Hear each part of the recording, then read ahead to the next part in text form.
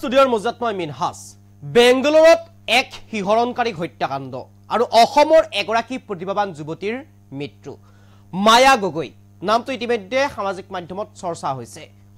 বাতৰি শিৰোনাম হৈ পৰিছে এতিয়া অসমৰ প্ৰতিভাৱান যুৱতী মায়া গগৈ আৰু সেইগৰাকী মায়া গগৈ ইতিমধ্যে বেংগালুৰুৰ এক আবদ্ধ কোঠাৰ ভিতৰত হত্যা কৰা হৈছে আৰু সেই হত্যাকাৰীক ইতিমধ্যে আৰক্ষীয়ে গ্ৰেপ্তাৰ কৰিছে আৰু সেইগৰাকী অসমৰ মায়া গগৈৰ ইতিমধ্যে পৰিচয় ওলাল আৰু পৰিচয় ওলোৱাৰ পিছতেই চাঞ্চল্যৰ সৃষ্টি হৈছে প্ৰাক্তন মন্ত্ৰী ইন্দ্ৰ গগৈৰ নাতিনিয়েক আছিল মায়া গগৈ আৰু সেইগৰাকী মায়া গগৈক ইতিমধ্যে বেংগালুৰুৰ এটা অট্টালিকাৰ ভিতৰত নিজ প্ৰেমিকে হত্যা কৰাৰ অভিযোগ উত্থাপন হৈছে এই মুহূৰ্তত সবিশেষ বেংগালুৰুত মৃত্যু হোৱা অসমৰ মায়া গগৈৰ পৰিচয় আহিল পোহৰলৈ প্ৰাক্তন মন্ত্ৰী ইন্দ্ৰ গগৈৰ নাতিনিয়েক আছিল মায়া গগৈ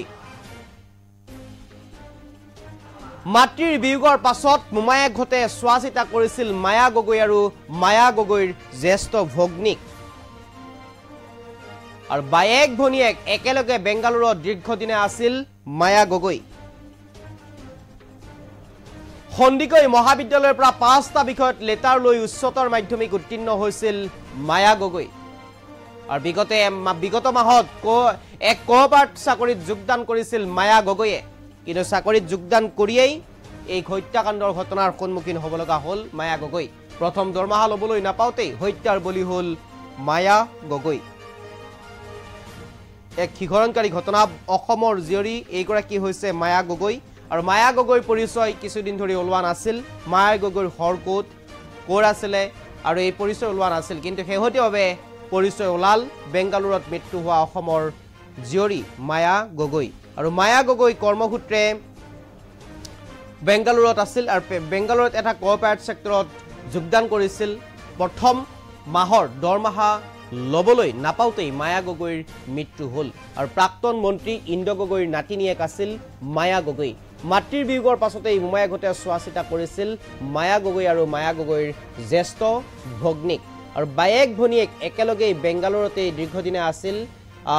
কৰ্মসূত্ৰে আৰু তাৰ পিছতেই সন্দিকৈ মহাবিদ্যালয়ৰ এগৰাকী প্ৰতিভাৱান ছাত্ৰীও আছিল মায়া গগৈ 5টা বিষয়ত লেটাৰ লৈ উচ্চতৰ মাধ্যমিক উত্তীৰ্ণ হ'বলৈ সক্ষম হৈছিল এইগৰাকী মায়া গগৈ এগৰাকী ব্লগাৰ হিচাপেও পৰিচিত আছিল মায়া গগৈ বিগত মাহত কোঅপাৰেট সেক্টৰত যোগদান কৰিছিল মায়া গগৈ আৰু নিজৰ চাকৰিটোক লৈ খুবেই উৎফুল্লিত আছিল উৎসাহী আছিল এইগৰাকী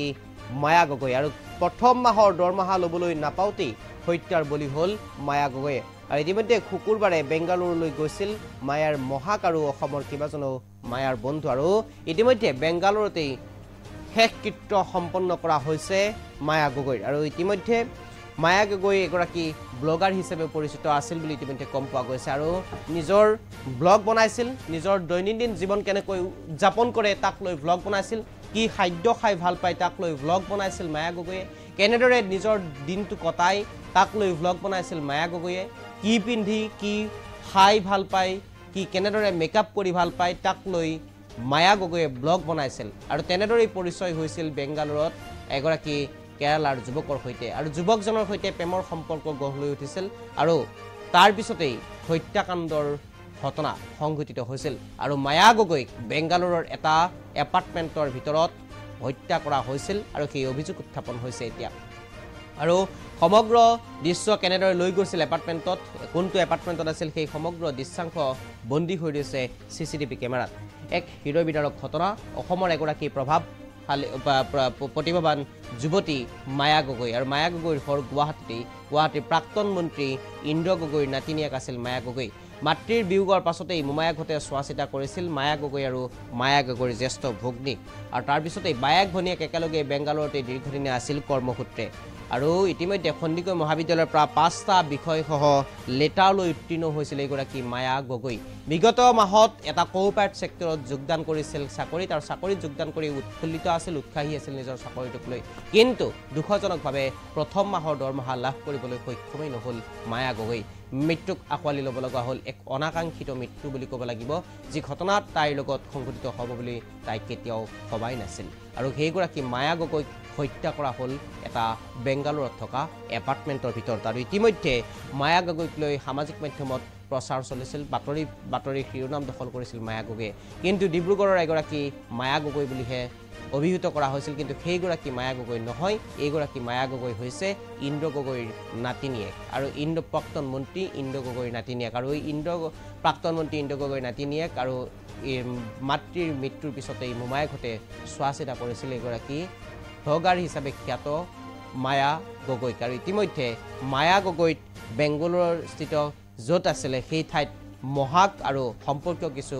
মানুহ উপস্থিত হৈছেগৈ মায়া গগৈৰ আৰু কিছু বন্ধুবৰ্গ উপস্থিত হৈ বেংগালুৰুতে শেষকৃত্য সম্পন্ন কৰিছে মায়া গগৈৰ লৈ অহা নহ'ল